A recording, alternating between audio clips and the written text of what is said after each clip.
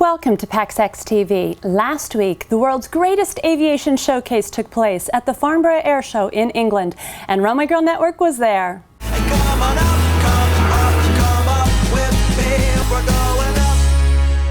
I'm your host, Mary Kirby, and in this episode, we're going to take a look at the major news to break at that massive week-long event and what it could mean for passengers. But first, a quick word from our sponsor, GoGo.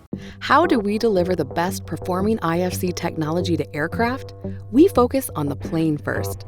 Our aircraft expertise lets us install fast and minimize touches, keeping planes in service where they belong. And now our high bandwidth, future-ready global solution, 2KU, is in flight.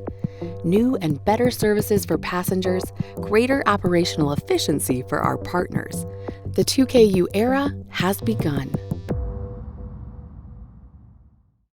Despite a seemingly endless series of rainstorms that resulted in power outages and a site evacuation, the Farnborough Airshow attracted 100,000 trade visitors between July 11th and 14th, before being open to the public on the 15th.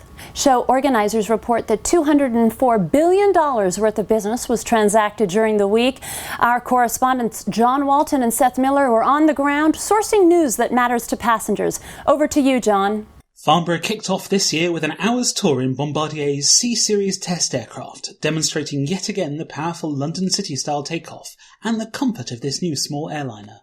In between scurrying around to avoid intermittent thunderstorms, which shut the show early on Monday, RGN explored everything from Airbus A380 test rig to this Qatar executive Gulfstream G650, three of which CEO Akbar Al-Bakr purchased alongside stakes in LATAM and Meridiana Fly. Some CEOs come to Farnborough to buy aircraft. Al-Bakr comes to purchase airlines, it seems. In terms of aircraft orders, the standout of the show was Airbus A321neo, which racked up a conversion of 20 for the 757 middle-of-market replacement version, now called the A321LR, for Norwegian, and a new firm order for 100 from AirAsia's Tony Fernandez.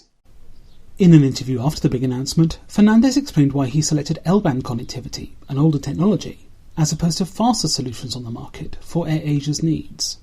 We've gone a step backwards. We've taken L-band. Yeah, exactly. Because we believe that people don't need to watch live TV on a 1.5 hour flight. That actually they're only interested in messaging and a bit of connectivity. So we've gone backwards. We want to make it cheaper and more accessible. Connectivity on some airlines is more than our plane ticket. Mm-hmm. So we want to keep it cheap and affordable. Yeah. Thanks, John. The concept of a custom aircraft interior for professional athletes is not a new one. But during the air show, Russian Airframer Sukhoi, which makes the Superjet 100 aircraft, announced a plan that's really going to step it up a notch. We're here on board the Sukhoi Sportjet SSJ 100. Now, this is the CityJet version, but if Sukhoi has its way, there may be quite a different version flying soon, one dedicated to sports athletes and their needs. The Sportjet version will have 4 different zones on board. Rather than 100 seats, it'll be set to handle about 40 or 50 passengers. Athletes will have more space. Coaches will have dedicated areas with larger screens for watching film. There'll even be a training zone area with a massage table on board. If you're thinking to yourself, hasn't this been tried before? It's true. Teague and Nike did produce some designs a couple years ago looking at options to do something similar. Sukhoi thinks this is different, though. This is a real thing. The thing you saw, it's built in as a mock-up. So it's been already invested in terms of R&Ds and efforts being piled up to present it as a real case. As a regional aircraft manufacturer, we don't have a luxury sitting idle and waiting until customers will surge in droves, buying us in bulk, like big brothers do. Okay, so we need to kind of be more aggressive on grabbing the market, or in this case, setting it up. And so what will become of the Sportjet? It's hard to say. Sukhoi plans to have a version of the interior on demo at the Rio Olympics later this year and hopes to have the aircraft flying by 2018. In other news, fans of the world's biggest jumbo jet, the Airbus A380, may have cause for concern after the airframer announced a plan to cut production of the aircraft. The roomy 4-engined aircraft is beloved by passengers. After all, they can look forward to 18-inch wide seats in economy class.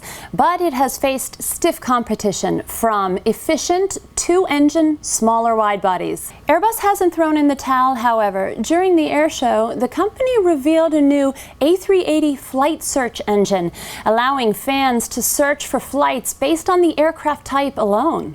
It remains to be seen whether passengers will search via aircraft type over schedule and fare, which is normally their preference. That's all for this edition of PAXX TV. If you like this episode, do subscribe to our Runway Girl Network YouTube channel for further installments, and join us again next time for all the latest news on the passenger experience. It's a great day, I'm feeling good. Oh, the possibilities of what I could. Oh.